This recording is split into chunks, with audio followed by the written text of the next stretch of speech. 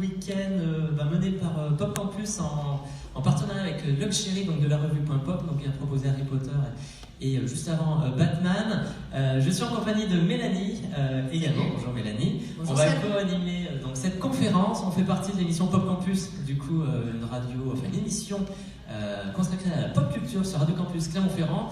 Et puis là, on s'est dit que voilà, on allait rendre hommage à Friends, cette fameuse sitcom célèbre américaine avec des personnages auxquels on s'attache très facilement. On va y revenir ensemble. Je pense que Mélanie et moi, on pourra très bien en parler. Oui, on va essayer. On va essayer, bien évidemment.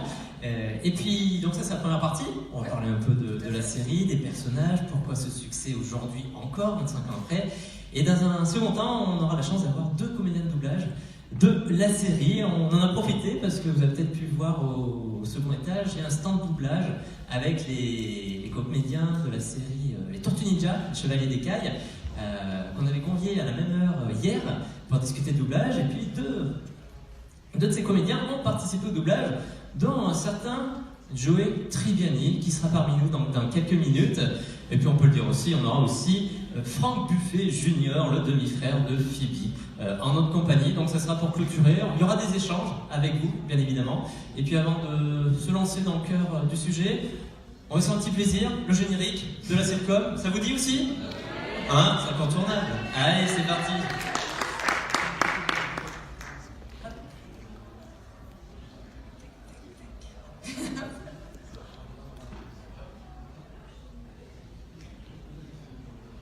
Il y a plusieurs génériques vidéo, mais celle-ci, c'est Mélanie qui l'a choisie. Et j'ai validé, bien évidemment.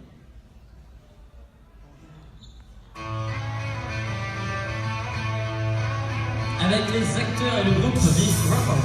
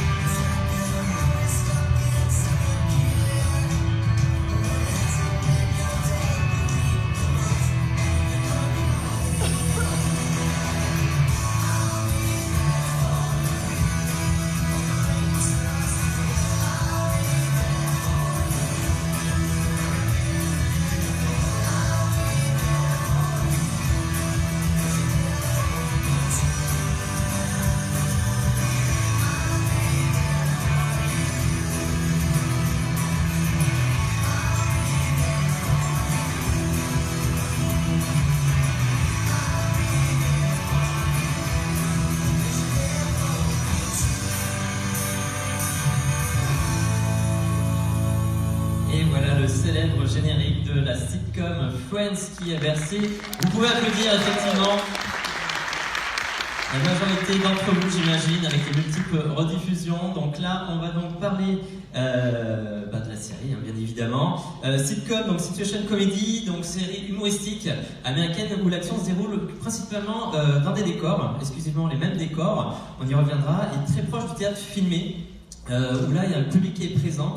Et pour une petite histoire, il faut savoir qu'aux États-Unis, ils testent en fait les séries avant de se lancer vraiment dans la production. Et en mai 94, les 4 premiers épisodes de la série Friends, qui à l'époque s'intitulait Friends Like Us, ont été présentés à 55 personnes avant la première diffusion. Et la chose surprenante, ces 55 personnes n'ont pas du tout été convaincues par l'histoire, les personnages, qui ne trouvaient pas du tout séduisants et attachants. Et malgré tout, la chaîne n'a pas suivi leur avis.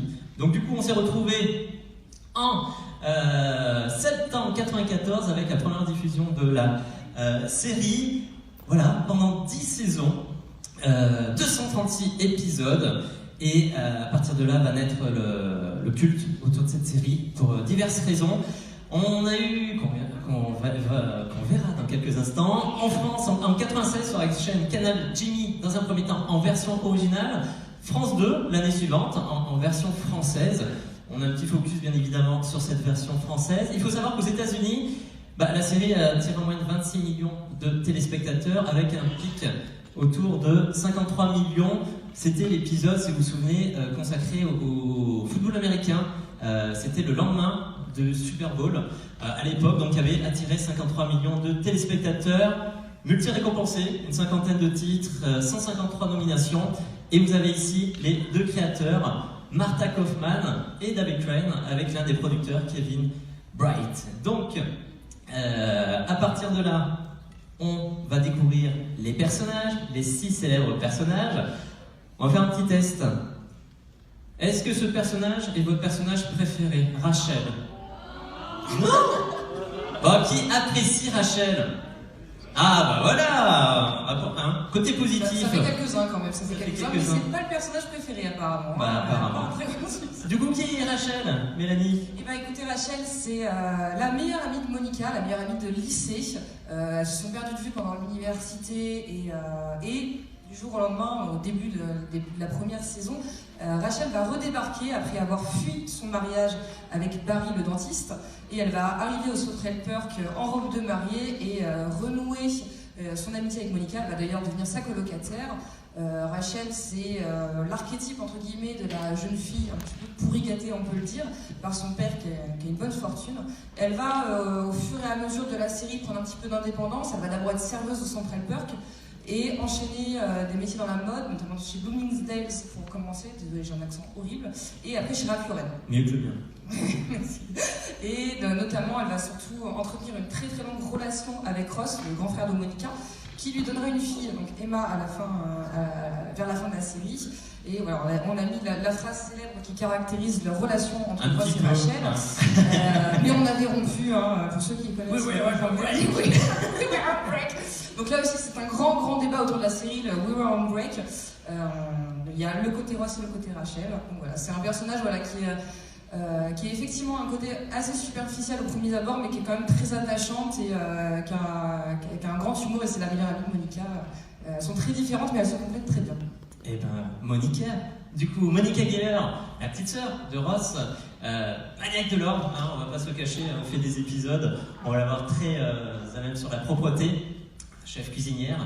Et c'est une grande romantique, malgré tout, comme le dit Chandler, c'est une boulimie de bébé. Elle aura une grande histoire avec Tom Selleck, Magnum, Richard Burke, qui voulait pas aller plus loin que cette relation. Et du coup, durant le deuxième mariage de Ross, le deuxième, saison 4, saison 5 de mémoire, va vivre une petite aventure avec Chandler qu'elle finira par épouser. Monica a un fort caractère. Malgré son physique un peu fin et gracile, faut pas se tromper, elle fait preuve d'une incroyable force de physique et elle est très compétitrice. C'est l'épisode sur le football américain, entre autres. Donc interprétée par Courtney Cox Arquette. Troisième fille, ma préférée, Phoebe. Est-ce que quelqu'un a Monica en personnage préféré? Ah oui, Monica, pardon. Qui aime Monica? Ouais, quelques-uns. Ouais, quelques-uns quand même. C'est bon, Il y a plus de succès que Rachel, effectivement. Ouais. Et du coup, qui aime Phoebe? Ça commence à monter un peu plus là déjà. Bon, ok.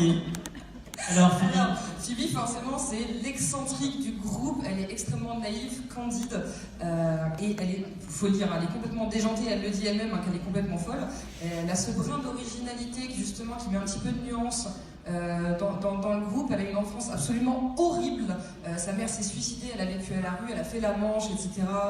Elle raconte des histoires absolument horribles avec le sourire et en rigolant. C'est assez incroyable. Elle a une sœur jumelle, Ursula, avec qui elle se porte pas du tout. Il faut dire qu'Ursula, elle est quand même assez space aussi. Un demi-frère, Frank Junior, qu'elle va découvrir quand elle recherche son père. Et d'ailleurs, elle sera la mère porteuse des triplés de Frank. Donc en prénom, il y a Leslie dans les triplés. Leslie, Frank Junior et une petite fille qui s'appellera Chandler. Chandler, d'ailleurs, le personnage est très content. Hein. Elle est masseuse et chanteuse amatrice au Central Perk. Donc, très amatrice, hein. Bon, elle a fait le grand tube Smelly Cat, pour ceux qui connaissent. Hein, c'est best-seller maintenant. Elle aura 3 relations sérieuses amoureuses. Donc alors il y aura David le scientifique qui part faire des recherches. Exactement. Qui n'arrivera pas à faire ce qu'il voulait faire, donc il va revenir au bout d'un moment. Il y aura Gary le policier. Ils vont rompre parce que Gary, lors d'une matinée, lors d'un dimanche matin, de grasse matinée tous les deux, va tirer sur un oiseau, donc il ne va pas plaire à Phoebe du tout. Et Mike, le pianiste, avec qui elle se mariera à la fin dans un petit mariage à côté du Central Park sous la neige. Et donc, la fameuse chanson Smelly Cat, qu'on va réécouter ensemble, bien évidemment, incontournable. C'est parti. We start off with a little song called Smelly Cat. For those of you who are wondering, this is my real voice. Smelly cat, what are they feeding you? Everybody! Smelly cat, it's not your fault. Monica! It won't take you to the vet. Taylor! Honestly, not their favorite pet. Joey! May not be a bed of roses. Rachel! You're the friend of those with noses. Brooks, those are the only lines we have, sorry. Okay. Back to the chorus, everybody. Smelly cat, what are they feeding you? Smelly cat, it's not your fault. A smelly cat, what are they feeding you? Yeah, a smelly cat, it's not your fault.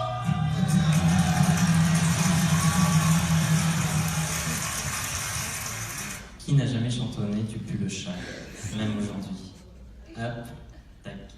Alors, les 3 personnages féminins. Le premier, masculin, Joey. Qui aime Joey? Alors, Là, il y a du succès. c'est bien. Interprété par Matt Leblanc, voilà, on aurait pu écrire plein de choses sur lui. Il y a tellement de choses à dire sur tous les personnages, c'est hyper compliqué de les synthétiser. Hein. C'est ça, hein, le fameux colocataire et meilleur ami de Chandler. Il aura une vraie relation avec Rachel au cours de la série vers la fin. Et fier de ses origines italiennes, c'est un acteur de second rôle, hein, vraiment plus ou moins raté, mais il a son fameux grand rôle, le Dr. Greg Lamoré dans Les jours de notre vie. Voilà. C'est un dragueur de la bande, il accumule donc les conquêtes auxquelles il ne s'attache pas réellement, jusqu'au jour où il va ouvrir les yeux avec Monica et Chandler. Voilà, ça va lui donner forcément des idées.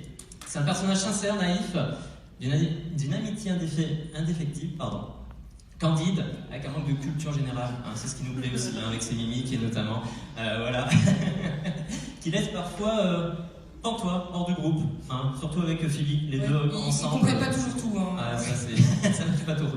Et donc du coup, ils ne partagent surtout pas son sandwich, son alimentation. Voilà, Joey, pas manger, sans manger. On aura un mal tout à l'heure de le faire. Et puis, dragueur, invétéré. Hein? How are you doing? Ça va toi? Ça va? J'aimerais bien le faire quand même. Ouais. Bon, on demandera à Marc tout à l'heure C'est obligé. de nous draguer. On verra, bien sûr. Hein. Allez, deuxième personnage. Chandler Bing. Alors, est-ce que Chandler a du succès ou pas? Ça va, moi je suis d'accord avec vous. Donc Chandler, c'est le colocataire de Joey donc, dans les premières saisons, c'est un ami de fac de Ross. Lui aussi, il a une vie familiale assez compliquée, son père est travesti, il est meneuse de revue à Las Vegas, notamment dans Viva Las Vegas, très bon titre de revue, et sa mère écrit des best-sellers érotiques qui se vendent très très bien, Nora Bing. D'ailleurs, tous ses copains et autres personnages de la série se moquent beaucoup à propos de la sexualité de Chandler parce qu'ils le trouvent très efféminé, peut-être trop délicat après d'un point de vue. Il exerce un métier donc au début de la série assez rébarbatif, il est dans un tout petit bureau. Mais qui sait réellement que fait de Chandler? Transporteur. Ah oui, exact. Oui, mais même lui, je pense qu'au début, il sait pas trop ce qu'il fait. Donc voilà, il fait de la reconfiguration de données, il travaille beaucoup sur des ordinateurs, la facturation statistique, et après, il se réoriente dans la publicité. Depuis le divorce de ses parents, donc effectivement, voilà, c'est ce qui caractérise le mieux ce personnage, c'est l'humour. Il y a des jeux de mots à tout va. Pour moi, c'est le meilleur personnage de la série, il est extrêmement bien écrit. C'est ton personnage préféré? Ah ouais, mais alors de loin. Chandler, il est à mourir de rire, voilà. Et enfin, Ross Geller. Qui aime Ross? On peut, hein? Ah, ça va, hein? Ouais, il y a moins de succès quand même. Joey et Chandler sont quand même les grands vainqueurs. Hein. Ouais. Passionné de dinosaures, docteur en paléontologie. C'est le grand frère de Monica, meilleur ami de Chandler. Son colocataire de l'université. Pour ses parents, c'est le roi. Voilà. Contrairement à sa sœur cadette. Il est très cultivé, posé et romantique. Ouais, 3 mariages, 3 divorces, 2 enfants. Et bien sûr avec Rachel. Hein. Mais on avait rompu. Break. Alors, le tournage, à l'époque, il se déroulait où? En Californie? Eh oui. Dans les studios Warner Bros. À Burbank. Et donc l'histoire se déroule à New York, ça tout le monde le sait. Il y a quelques scènes mythiques autour du Madison Square Garden, à chaque fois qu'ils vont voir un match de basket ou même de hockey sur glace. Hein. Le Central Park même, c'est Central Park d'ailleurs, je sais pas pourquoi j'ai mis Central Park, qui n'existe pas forcément, et le Metropolitan Museum avec une belle faute of art, le Met. Et les appartements de Monica Chandler, il est là, il existe presque réellement dans le quartier de Greenwich Village. Qui a eu l'occasion d'aller à New York? Qui a été voir les appartements? Ah, c'est bon, je suis pas tout seul. Voilà. Et donc, comme on le disait, c'est une sitcom, donc c'est vraiment du théâtre filmé en présence d'un public. On a le plan, je vous présente ici. On a l'appartement de Joey, ici, l'appartement de Joey et Chandler, hein, de Monica, en face, et le Central Park. Donc ça, c'est les décors fixes. Il y a 2 pièces à côté, où là, ils vont pouvoir adapter en fonction des scènes. Et puis, on a le public, ici, présent.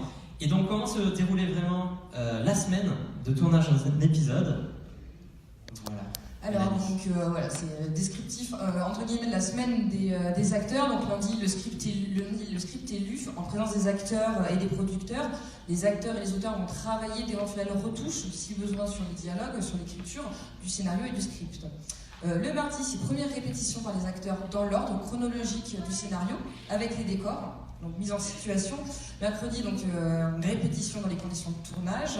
Jeudi, dernière répétition générale, en présence des producteurs de la Warner Bros. Et le vendredi, l'épisode est tourné en intégralité. Le tournage donc, commence l'après-midi devant environ 300 personnes, donc c'est quand même énorme. Et il se prolonge jusque tard dans la soirée. Et chaque scène étant tournée plusieurs fois. Donc c'est quand même des semaines qui sont ultra chargées. C'est énormément d'heures de boulot et de répétition. Exactement, donc 300 personnes, c'est à peu près l'assistance aujourd'hui. Exactement, tout à fait. Merci de votre présence.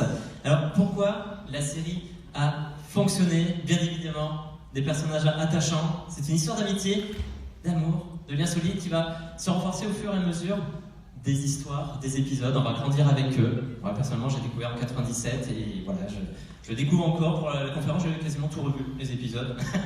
Je revois tout quotidiennement. Voilà, donc multi-rediffusé. Et donc grâce à l'évolution des personnages, sur ces 10 saisons, et la série va être un parcours initiatique de la vie traité avec humour, beaucoup. Ils vont affronter les difficultés de la vie, on va en parler dans quelques instants. Et puis on va pouvoir s'identifier aisément à chaque histoire de ces gens ordinaires, car la plupart des sujets ordinaires y sont traités. Une véritable histoire de vie et des copains, Moi j'ajoutais aussi qu'il y a pas mal d'humour visuel, hein, on le voit ici, hein, ça y joue grandement, les rires du public. Et de Ross. On connaît hein, le fuck de Ross, c'est le petit signalement qu'ils avaient appris avec Monica quand ils étaient enfants pour pas que leurs parents le comprennent. Voilà, c'est célèbre maintenant grâce à ça. Exactement, et puis ça tourne beaucoup autour de la culture américaine avec Thanksgiving, le Super Bowl, Noël, Halloween, etc. Et puis pour beaucoup d'entre nous, ça nous a permis d'apprendre l'anglais facilement, pour ceux qui ont découvert en version originale. Donc voilà le succès, une des parties du succès de la série. On l'a mis aussi, les sujets graves. Oui, donc effectivement, c'est une série humoristique, mais voilà, ça permet l'identification parce que des traités sérieux et entre guillemets tristement ordinaires, ils sont traités. Donc il y a la perte d'un parent, perte d'un proche, notamment Phoebe, donc qui perd sa grand-mère pendant la série, ou qui raconte justement le suicide de sa mère.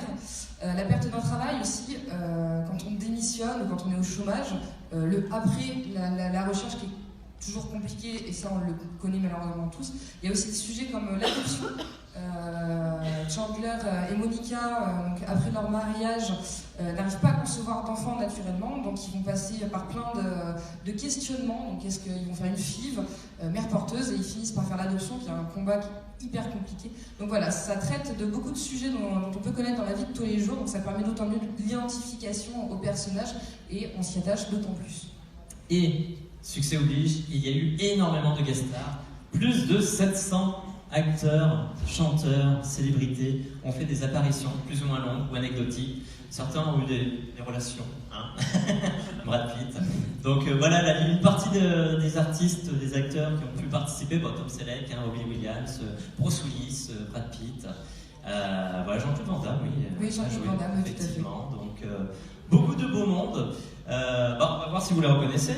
Du coup ici, Bruce Willis, Julia Roberts, Tom Selleck, Brad Pitt, exactement, Mac Ferson, et enfin, Danny DeVito, une scène assez culte en tant que stripteaser. Exactement, il est très très bon en tant que stripteaser pour l'enterrement des jeunes filles de Phoebe. Exactement. Et qui dit succès, dit également de très nombreux produits dérivés. J'aurais pu mettre les premières VHS, hein, souvenez-vous, les VHS en VO, VS, c'était pas les DVD, on devait acheter la version, enfin la VHS en VO et la VHS en VF pour essayer de trouver tout ça. Bon, maintenant on a les DVD, les Blu-ray, les jeux de société, la literie, les produits, j'en peux en mettre plein. Donc voilà. Et c'est un peu la mode aujourd'hui, on se dit voilà, succès des anciennes séries, on en voit qui reviennent sur le devant de la scène. Est-ce qu'il y aura une suite, Mélanie? Alors effectivement, donc ça c'est la grande question depuis l'arrêt de la série, est-ce qu'il y aura une suite?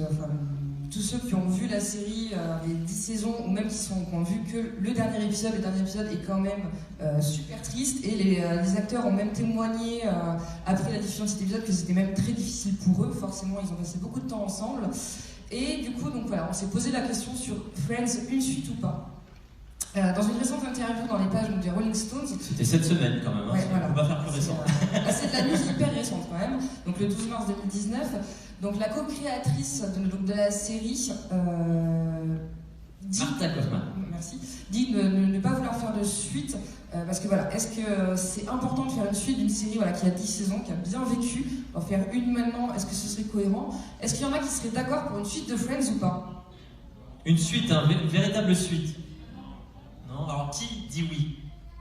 Qui ne veut pas de suite? Ouais, qui ne veut pas de suite? Ouais, je suis pareil. Ouais, je suis pareil aussi. Ouais, bon. Même si certains acteurs ou actrices aimeraient... oui, effectivement, oui, il y a des acteurs qui seraient d'accord, mais voilà, c'est un vrai questionnement, et voilà, on l'a vu, je pense qu'on est beaucoup aussi à le penser. Friends est parfait comme c'est, 10 saisons, c'est très bien, effectivement. Chaque fois qu'on finit la série, moi je la recommence personnellement à chaque fois, mais et c'est vraiment, voilà, c'est faire une suite, pour moi, ce serait gâcher ce qui reste de la série. Et puis on peut le revoir actuellement sur Netflix, bien évidemment, avec une nouvelle génération. Et puis on va éviter de décevoir les anciens. Le doublage français. Avant d'inviter sur scène nos deux comédiens de doublage, voici donc les comédiens. Pourquoi y a-t-il deux acteurs pour la même voix? Ici, nous avons Dorothée Gemma et Monica Lewinsky. Ils ont doublé Lewinsky, pardon. Oh, Lewinsky. Ouf, je me doute là. Là, c'est Rachel. C'est Rachel. C'est Rachel. Tout à fait. Du coup, on a ici Monica. Marie-Christine Dara, Mike Dara, qu'on a eu la chance d'avoir ici il y a 5 ans, lors de la réunion des comédiens de doublage de American Dad. Michel Lituac, donc Philly. Marc Lesser, qui va venir dans quelques instants sur scène. Le seul et unique Joey Triviani. Joey, voilà, interprété par Olivier Jankovic. Par la suite, Emmanuel Curtil, Antoine Noël pour Chandler. Et enfin, pour Ross, Michel Lassorne. On va en parler avec nos comédiens, mais il faut savoir que en 2003, si je ne me trompe pas, il y a une grève sur cette série. Et suite à cette grève, il y a eu 3 comédiens qui ont dû quitter le tournage, le doublage. Donc là, on va en parler directement sur scène. Je vais vous demander de les applaudir. Nous avons donc Marc Lesser, la voix de Joey Triviani, et Denis Lostria, qui nous prend Buffet Junior, le demi-frère de Philly. Installez-vous. Mettez-vous sur le grand canapé. Hop. Donc on va les questionner un tout petit peu, et puis on vous laissera la parole, bien évidemment, même si vous avez peut-être pu en profiter sur ce temps. Directement du doublage. On en parlait un petit peu, je pense que ça va être la première question, cette fameuse époque du doublage. Attends. Oui, notre départ de la série, d'abord, on n'a pas dû partir, on est parti de notre plein gré. Ce qui est différent, c'était pas vraiment une grève. On nous avait annoncé la dernière saison, et bon, c'est des petites bisbilles internes au doublage. C'est peut-être un peu dommage de commencer par ça. Mais ça faisait, on va dire, 8 ans qu'on défendait cette série. Il faut savoir que pour nous, en tant que comédiens sur cette série, c'était génial évidemment de doubler ça, mais ça représentait 12 jours de travail dans l'année. Et nos voix devenaient très connues. Et que du coup on nous remplaçait et on avait de moins en moins de boulot. Donc si tu veux, ça devenait compliqué. Et on leur avait dit, du coup, pour la dernière saison, on va trouver un accord financier un peu différent. On leur a demandé un peu de sous. Ils n'ont pas voulu. On était 6 à le faire au départ. On a 3 camarades qui ont préféré finalement reprendre leur rôle. Et on est donc 3 à avoir décidé d'aller au bout de cette idée-là. Parce que le problème était qu'on nous remplaçait sur des gens qu'on doublait. Et puis on voyait le succès grandissant de cette série. Et qu'en plus, on voyait même déjà des rediffs. Ça commençait déjà. La distribution DVD, vidéo était énorme. Et on se disait que nos voix allaient être partout. C'est super. Mais nous, on allait rester chez nous sans boulot, quoi. Et qu'il fallait quand même qu'on fasse quelque chose pour ça. Et puis, quelques années avant, il y avait eu une grève, par contre, pour obtenir ce qu'on appelle des droits de suite. C'est-à-dire que quand ce que vous avez enregistré est rediffusé, retoucher un peu des sous, comme les auteurs, comme ça se fait déjà pour la musique et tout ça. Et on l'a obtenu en partie, mais pas pour les produits comme Friends et les produits américains. Et nous, on trouvait que c'était un petit peu du pillage quand même d'entendre nos voix rediffusées tout le temps comme ça, vendues sur des DVD, et qu'en fait, nous ne touchez plus rien. Quoi. Oui. Et donc on est parti. Mais j'ai la chance de le redoubler maintenant avec le blanc, c'est très chouette. Oui, tout à fait. Et moi j'avais une question par rapport à ça, parce qu'effectivement donc, vous êtes 3 doubleurs à avoir... Comédien, pardon.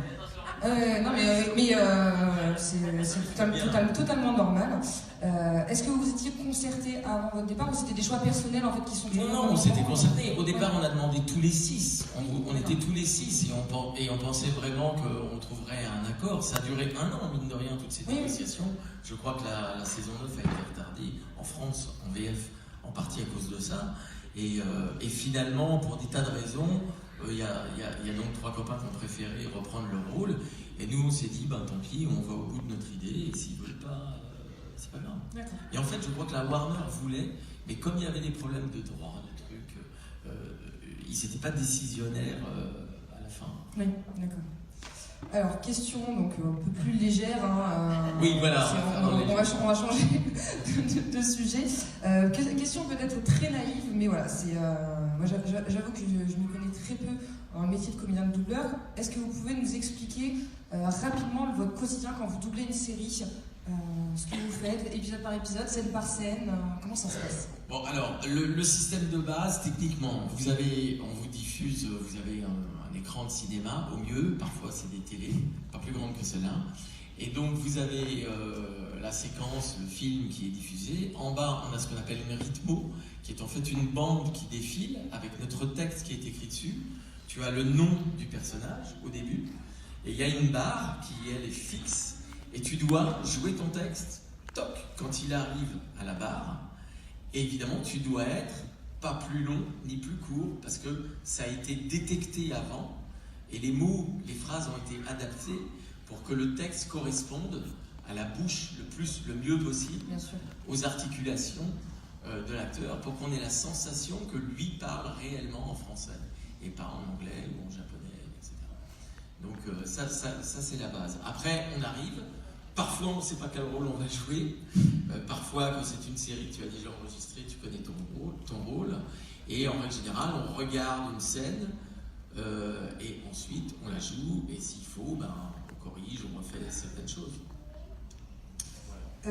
Est-ce que vous doublez, quand vous doublez une scène, est-ce que vous êtes seul ou il y a d'autres comédiens de doublage? Ça vous arrive de doubler une scène avec plusieurs comédiens ou Il y a les deux. Hein. Alors sur Friends, à l'époque, parce que ça a évolué aussi ces dernières années grâce à la technologie, donc à l'époque, on enregistrait, il n'y avait que 2 pistes pour enregistrer. Donc nous, on était souvent tous les 6 devant le micro en train d'enregistrer parce que c'était plus facile. Parfois, on était même plus que 6 à la barre parce qu'il y a une sorte de barre comme ça où on se tient qui est devant le micro. Et là, on enregistrait beaucoup tous ensemble. Parce que technologiquement, on n'avait pas la possibilité non plus d'avoir autant de pistes, une piste par acteur par exemple, etc. Maintenant, la technologie s'est développée et c'est vrai qu'on perd un peu ce côté de jouer ensemble parce qu'on peut séparer tout le monde. Et que c'est plus pratique pour les sociétés de doublage de vous regrouper. Donc très souvent, on attend qu'il y ait quelques épisodes de près, vous venez et vous faites votre personnage sur toutes vos scènes, sur plusieurs épisodes. Alors vous n'êtes pas toujours tout seul. Parfois vous avez les gens qui sont tout le temps avec vous, les acteurs qui jouent en même temps que vous sont avec vous, mais on est de plus en plus souvent un peu tout seul. Il faut dire ce qui est. Qui est frustrant pour nous. Oui, j'imagine, parce que... c'est-à-dire, par exemple, dans une série comme ça, c'est de la comédie. On voit bien d'ailleurs comment ils enregistraient, c'est du théâtre. Donc le théâtre, on a besoin de l'autre pour jouer. Et nous, même nous, à la barre, on était beaucoup en réactivité à ce que faisaient nos camarades, quoi. Donc c'est hyper important d'être ensemble. Oui, ce genre de série. C'est une série qui est extrêmement dynamique. Comme le disait Seb tout à l'heure, c'est aussi beaucoup visuel, physiquement.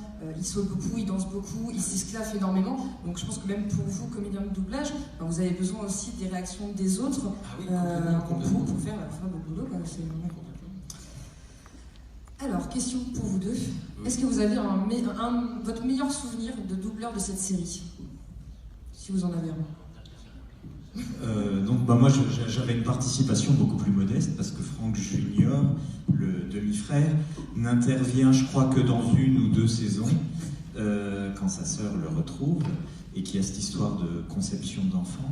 Moi je me suis beaucoup amusé parce qu'il est complètement barré le gars. Dans la vie je suppose qu'il doit l'être, il a déjà un regard halluciné, il est étonnant, il est très bien d'ailleurs. Et là, ils avaient exploité ça à fond, donc il suffisait d'aller, j'allais dire, dans ses baskets et puis de suivre un peu ce qu'il faisait. Mais il proposait déjà beaucoup de choses, donc ce qu'il fallait, c'est le jouer le plus vrai possible. Mais c'était très drôle parce qu'il est complètement starbé, le personnage. Et le duo qu'il forme avec Lisa Kudrow, qui joue la demi-sœur, et j'aimais beaucoup travailler avec la comédienne française dont on a vu le nom, Michel Lituac, qui faisait donc la voix de Phoebe. Et c'était un vrai plaisir d'avoir ces scènes à 2, d'autant plus que je me souviens, donc il était amoureux, je crois, de sa prof ou de sa babysitter, je sais plus. Sa prof. Il est marié avec sa prof. Sa prof, c'était un peu la relation Emmanuel Macron, Brigitte Macron, 15 ans avant, ou 10 ans avant, je sais plus. Et c'était assez drôle, et on s'amusait beaucoup avec la comédienne qui faisait la prof et tout. C'était des situations un peu surréalistes, mais qui faisaient très très bien passer, donc il suffisait de nous laisser aller, mais c'était très drôle.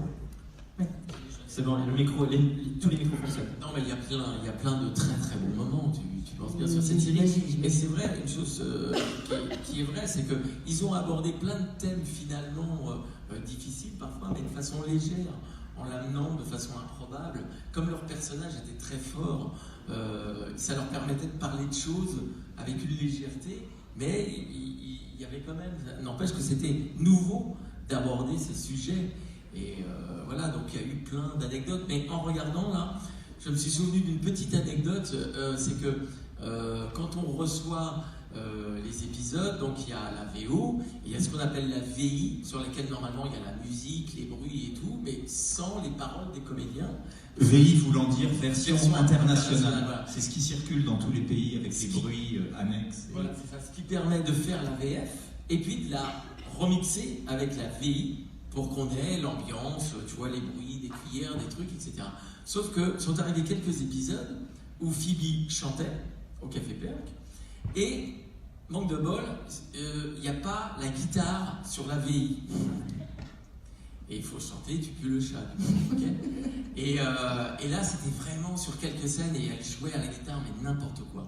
Et moi, je joue un peu de guitare, donc j'arrivais avec ma guitare.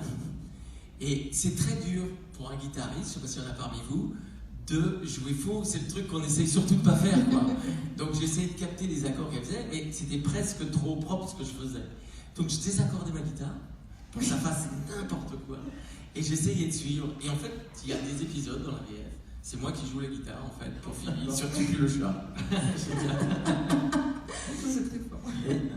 Est-ce que vous avez des points communs avec vos personnages? Non, je crois pas. Non, pas du tout. Non, pas du tout. Au niveau de- Je pense qu'il y a toujours... excuse-moi, parce que vu ton perso, je suis désolé de dire ça.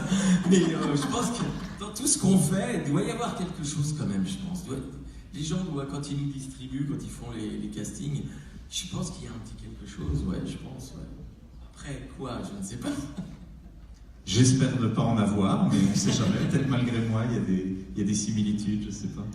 Il est moins bête que son personnage, je vous le confirme. Enfin, bête, aussi attachant, mais beaucoup plus futé. C'est pas aussi naïf, effectivement.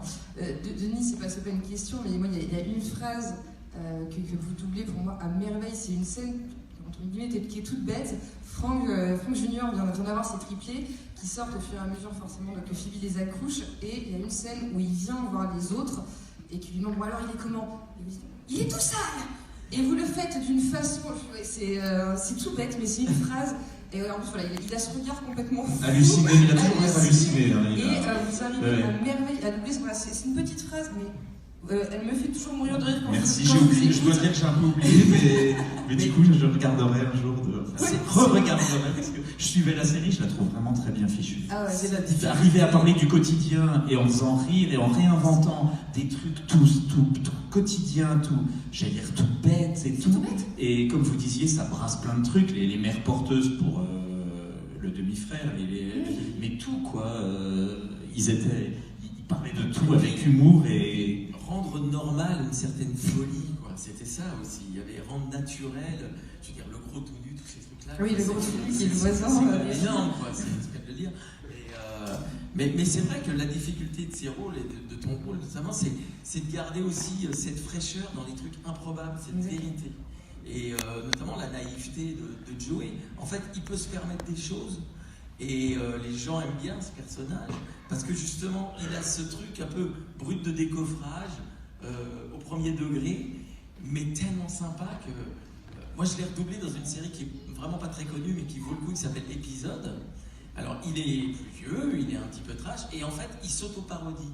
C'est-à-dire, il fait Matt Leblanc, qui est trop connu comme Joey et qui trouve plus de boulot. Mais tout le monde lui fait hey, Joey, ça va, et lui, il en a marre, quoi. Et donc, des fois, il peut être carrément pas cool, quoi. Et il fait ça tellement bien, et du coup, il peut se permettre des trucs où dans la vie, tu aurais envie de le baffer direct, quoi. Et là, en fait, tu peux pas, il est tellement sympa, et il sait très bien faire ça. Et c'est très compliqué à faire. Et ils faisaient tout ça très très bien dans la série. Et est-ce qu'aujourd'hui vous regardez toujours, enfin est-ce que vous regardez Friends? Alors non, je regarde plus Friends. Maintenant, en zappant, t'as de fortes chances de tomber dessus, hein, parce que c'est comme une série hyper rediffusée. C'est toujours rediffusé, notamment sur TMC, entre midi et deux, ce que je sais. Moi, je pense que c'est une des séries les plus rediffusées. Si t'as envie de regarder du Friends, que t'as pas les DVD, tu peux t'asseoir dans la télé, zapper. Vers 18h, 20h, t'as de fortes chances de tomber sur un Friends, quoi. Non, je regarde pas, je sais pas. Ça m'étonne de voir même des gens plus jeunes qui s'y remettent, qui s'y mettent. Des fois, je me dis, est-ce que ça n'a pas un peu vieilli? J'ai du mal à m'en rendre compte. Est-ce que Friends a vieilli, a mal vieilli? Ça reste d'actualité, les sujets. Et c'est étonnant, il y a eu tout un truc là dernièrement où on a traité la série d'homophobes, etc. Oui, Oui, encore après ça parce dernièrement. qu'il y a plusieurs répliques en fait qu'ont les garçons, donc Chandler, Joey et Ross aussi. Voilà, il y a quelques scènes, notamment voilà, je connais peut-être trop par cœur la série, malheureusement. Joey a une nouvelle colocataire et dont il tombe sous le charme et qui l'embrigade un petit peu voilà, dans un quotidien très féminin. Donc il fait des pots pourris, il fait des petits napperons, etc. Et Chandler lui dit t'es en train de devenir une fille. Donc voilà, c'est des petites scènes comme ça. Et en fait la série, donc très récemment, il y a eu beaucoup de choses. Après voilà, je pense que les gens aussi, malheureusement au jour d'aujourd'hui, on aime voir le mal partout. Nous, en tout cas, quand on l'a fait, on n'avait pas du tout cette sensation-là, bien au contraire. Et du coup, avant de laisser la parole un peu au public, est-ce que vous avez un épisode ou une scène préférée que vous aimez vous remémorer ou qui vous a marqué avec l'équipe ou la série elle-même? Ou une réplique imaginée? Ah, bah, de toute façon. Allez, on l'attend tous, je vois. Salut, ça va toi? En regardant Mélanie, c'est voilà ce que vous avez dit. Moi, c'est tout ce que j'attendais. C'est bon. C'est bon, je peux partir. C'est bon.